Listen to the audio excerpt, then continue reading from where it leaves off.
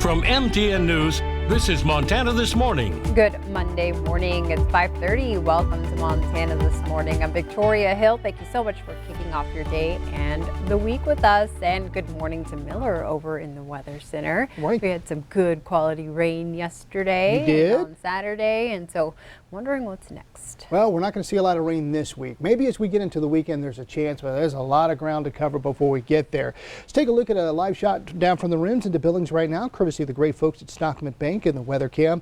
40 at the airport, feels like 36. Keep an eye on that humidity. It's 86%. The dew point's at 36. Those numbers go up, and that means there's a chance we could see at least some patchy fog during our morning commute. So just FYI on that. Winds out in the northeast at about 5 miles an hour. You can see we do have a good bit of cloud cover out there, especially on the central and western portion of our viewing area.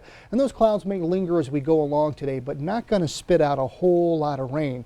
Broadview right now sitting at 36. We got Harleton at 36 as well. Down in Clark at 31. Over at Sheridan, we clock in at about 28. Highs today mainly in the 50s. We could see some 40s. Reed Point, Big Timber, even Gardner may not get out of the 40s today. We're going to go with a high of 55 here in Billings. That's about 10 degrees below average.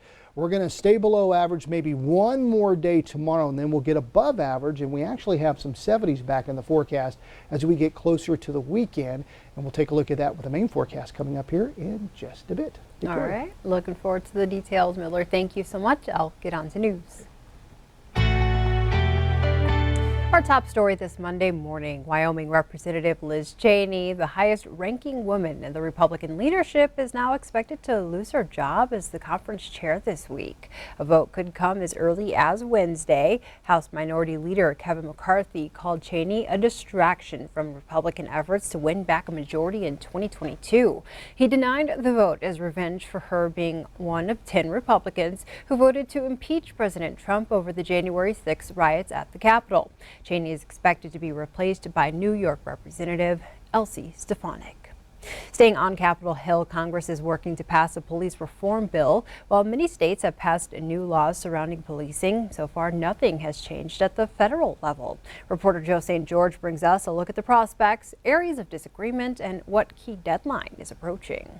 State of Minnesota, County of Hennepin. It has been nearly 3 weeks since the Derek Chauvin verdict was heard all around the world. Find the defendant guilty. And it's been nearly 1 year since George Floyd was murdered in Minnesota. And that anniversary is becoming increasingly relevant here on Capitol Hill. That's because President Biden has set that date as a deadline for passing nationwide police reform through Congress. The bill's entitled the George Floyd Justice and Policing Act. Floyd died on May 25th of last year. That means Congress has about 2 weeks to get something done. Democratic Congresswoman Karen Bass has been leading negotiations for House Democrats. Republican Senator Tim Scott is leading negotiations for Senate Republicans. And based on what they've said in recent days, it appears a deal is still possible.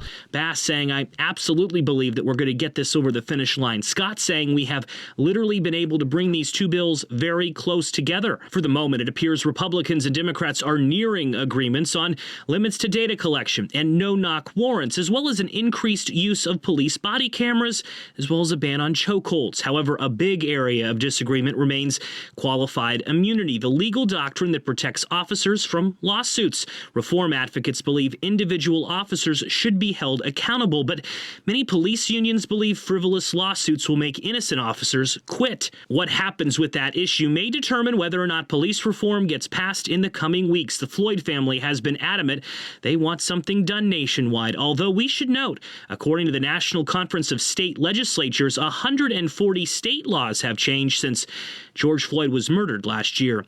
In Washington, I'm Joe St. George.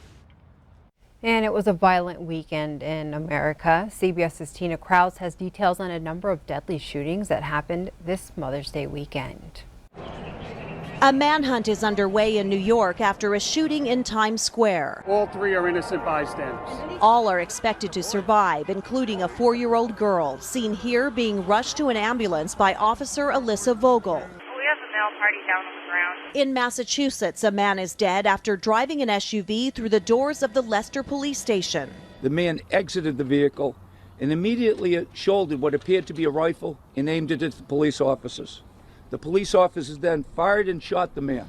Police in Colorado Springs are searching for a motive after a gunman killed 6 adults at a birthday party before killing himself. This is terrible for a lot of people in a lot of ways. Just outside of Baltimore, cops say a 56-year-old man shot his neighbors and set fire to his own townhouse. Witnesses say it was possibly to lure people outside. There are 3 fatal victims. Police shot and killed the man when they arrived on scene. And in Phoenix, a shooting at a hotel left 1 dead and 7 injured. A group of people that were attending a function inside the hotel had some sort of altercation prior to the shooting.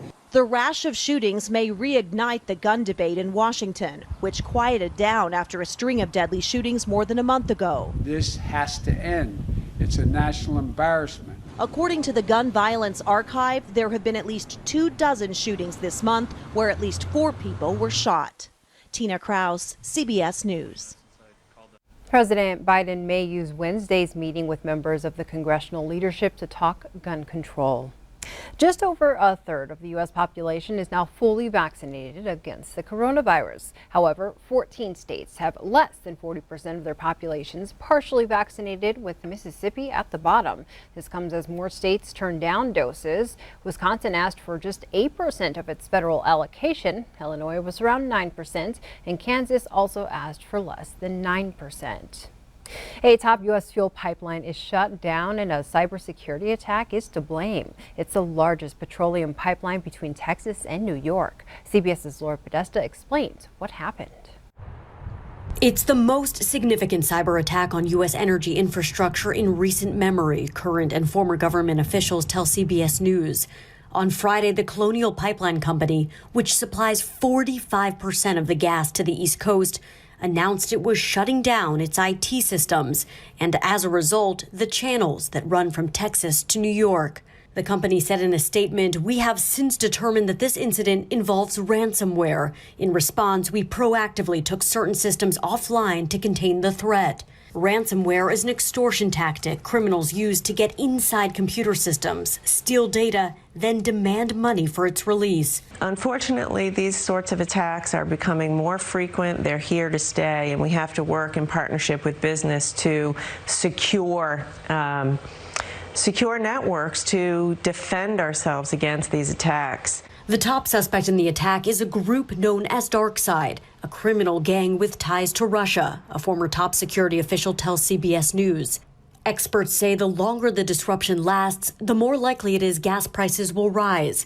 The White House said President Biden is aware of the situation and the federal government is working with the industry to avoid shortages. Laura Podesta, CBS News. President Biden said over the weekend that the episode illustrates why America must invest in critical infrastructure security. The situation can only be a negative one for the already rising gas prices across the country. Right now, the average price for a gallon of gas is up 6 cents in the last 2 weeks and up over $3 a gallon. The average price per gallon is $1.05 higher than the same time last year when demand was low as more people worked from home. The highest price in the country is the San Francisco area at $4.16 a gallon. The cheapest is Baton Rouge, Louisiana at $2.55. Despite a declining birth rate in the U.S., new data is revealing just how much Montana has grown. The census helped earn the state a second seat in the U.S. House, and part of that is thanks to Yellowstone County. It's one of 8 counties in Montana to see over 10% growth in population. But the big winner in the state was Gallatin County, which has 30% more people than it did 10 years ago.